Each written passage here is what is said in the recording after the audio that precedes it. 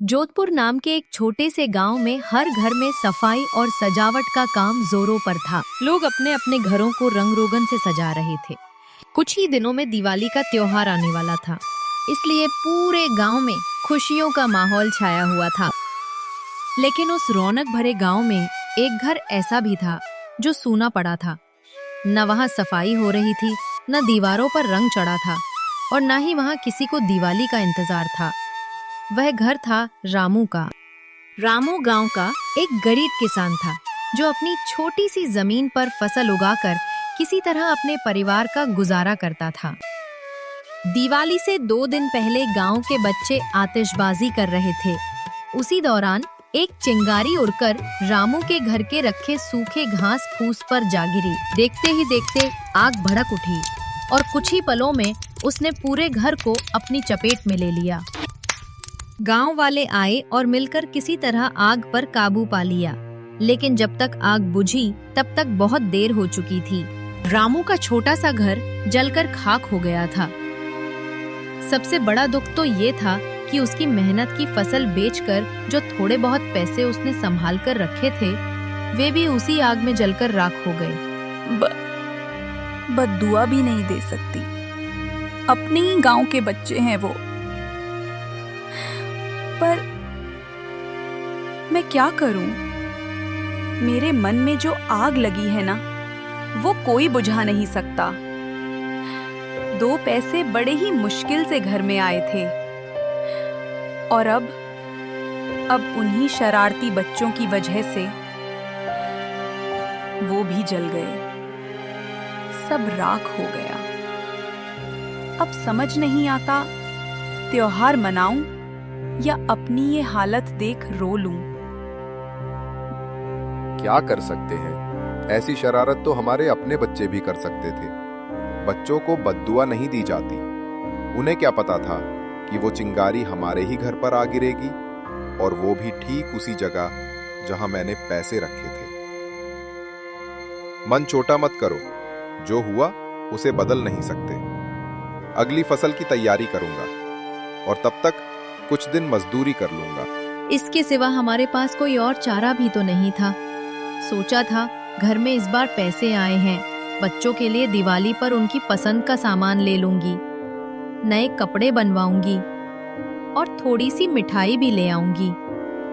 लेकिन किस्मत को शायद ये मंजूर ही नहीं था। जो सपने सजाए थे वो सब उसी आग में जलकर राख हो गए। इधर रामू के दोनों बच्चे भी बहुत दुखी थे। दीदी, इस बार हम नए कपड़े नहीं लेंगे क्या? और पटाखे भी नहीं चलाएंगे? नहीं रे, इस बार नहीं। इस बार हम पटाखे नहीं चलाएंगे। बाबा बहुत परेशान हैं। देखना, सारा घर जलकर राख हो गया। पर हाँ, मिठाई तो हम जरूर लेंगे। छोटी बहन की आंखों में थोड़ी चमक लौटी।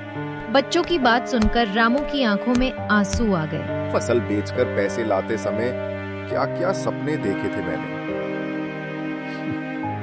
सोचा था इस बार बच्चों के लिए नए कपड़े बनवाऊंगा, घर में दिए जलेंगे, मिठाई की खुशबू फैलेगी। पर सब सपने टूट गए। रामू अपनी आंखों में आंसू लिए एक ठेकेदार से मिलने जा रहा था, इस उम्मीद में कि कहीं पर कुछ काम मिल जाए। देख रामू, इस वक्त तो मेरे पास सिर्फ पेंट का ही काम है, वही दे सकता हूँ। अगर कर सकता है तो कल आ जाना। बहुत शुक्रिया आपका ठेकेदार जी, काम देने के लिए। अरे रामू, कोई बात नहीं। ऐसे भी मैंने सुना है कि तुम्हारे घर में आग लग गई थी और सारे पैसे भी उसी में जल गए। भाई, मैं तो यही कर सकता हूँ कि तुम्हें काम दे दूं। किस्मत में यही लिखा था, यही हो गया। अब रोना किस बात का? बच्चों से गलती हुई है तो वो भी नहीं कह सकते कि किसी ने जानबूझकर ऐसा किया। ये शरारती बच्चे मेरे बच्चे भी हो सकते थे और ये नुकसान किसी और का भी हो सकता था। भाई, सच में तुम बहुत अच्छे आदमी हो। मन का साफ, टेंशन मत लो, सब्र करो और यकीन रखो, ऊपर वाला सब ठीक कर देगा। रामू पेंट का सामान लेकर उसी पते पर चला जाता है जहां ठेकेदार ने पेंट करने के लिए कहा था। वो पूरे मन लगाकर काम करता है और शाम तक सारा काम निपटा देता है। काम खत्म होने के बाद ठेकेदार खुश होकर उसे 1000 रुपए देता है। रामू पैसे लेकर घर चला जाता है। ये रख 1000 रुपए। ऊपर वाले ने चाहा तो कल या परसों और भी काम मिल जाएगा। उसके बाद तो काम नहीं रहेगा, सब धनतेरस की पूजा में व्यस्त हो जाएंगे। ठीक है, मुझे अपनी किस्मत पर जरा भी भरोसा नहीं है, इसलिए इस पैसे को मैं संभाल कर रखूंगी। फिर सब लोग खाना खाकर सो जाते हैं। अगले दिन रामू फिर काम की तलाश में निकलता है, लेकिन ठेकेदार के पास इस बार कोई काम नहीं होता। रामू उदास हो जाता है। धीरे धीरे कदम खींचता हुआ नदी किनारे जाकर बैठ जाता है। ये सब कुछ अचानक क्या हो गया? मैंने तो कभी किसी का बुरा नहीं चाहा।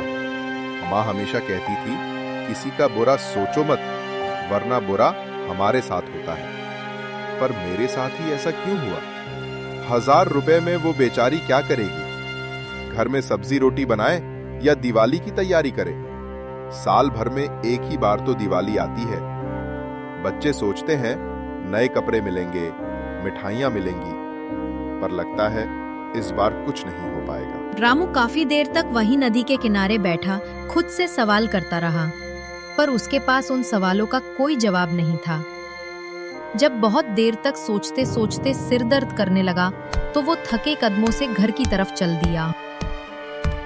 घर पहुंचते ही, सुनिए जी, कहीं काम मिला क्या? नहीं, कोई काम नहीं मिला। अब तो दिवाली आने वाली है, सब लोग पूजा की तैयारियों में व्यस्त हैं। ऐसे में काम कहाँ मिलेगा?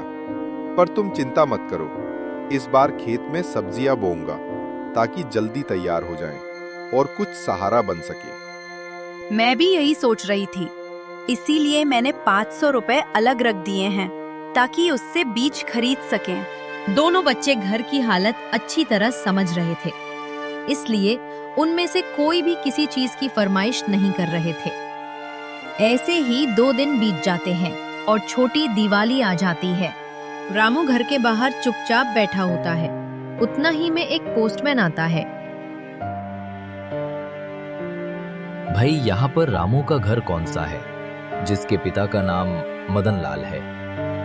मेरा नाम ही रामू है और मेरे पिताजी का नाम मदन लाल है। बताइए, कहाँ से चिट्ठी आई है? भाई, मैं चिट्ठी लेकर नहीं बल्कि मनी ऑर्डर लेकर आया हूँ। क्या मनी ऑर्डर? मुझे मनी ऑर्डर किसने भेजा होगा?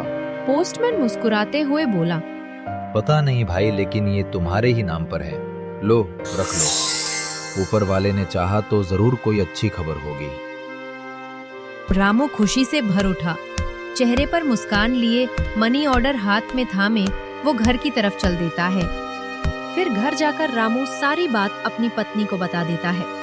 अरे जी, देखिए ना, इसमें कितना पैसा है। हाँ हाँ, देखता हूँ कितना है। रामू ने लिफाफे में से पैसे चेक किए तो उसमें पूरे 20,000 रुपए थे और साथ ही एक चिट्ठी भी थी। चिट्ठी पढ़कर रामू की आंखों में आंसू आ जाते हैं। क्या हुआ जी, आप रो क्यों रहे हैं? और किसने भेजे हैं ये पैसे? ये पैसे मेरे दूर के चाचा ने भेजे हैं। बहुत पहले मेरे पिताजी से कुछ पैसे उधार लिए थे उन्होंने, और देखो ना, ऊपर वाले की कैसी कृपा है। आज जब सबसे ज्यादा जरूरत थी तो वही पैसे लौट आए, ठीक दिवाली से पहले। इसमें से कुछ पैसे लेकर बच्चों के नए कपड़े ले आइए, और हाँ, मिठाइयाँ भी ले लीजिएगा। आखिर दिवाली है, घर में भी रौनक हो जाएगी। ठीक है, मैं आज ही जाकर ले आता हूँ। रामू ने बाजार से बच्चों के नए कपड़े, मिठाइयाँ और उनके लिए कुछ फुलझड़ियाँ भी ले लिया। वो हाथों में झोला थामे, चेहरे पर मुस्कान लिए घर की ओर लौट पड़ा। फिर पूरे परिवार ने खुशी खुशी धूमधाम से दिवाली मनाई। घर में दीपों की रोशनी, बच्चों की हंसी और मिठाइयों की महक फैल गई।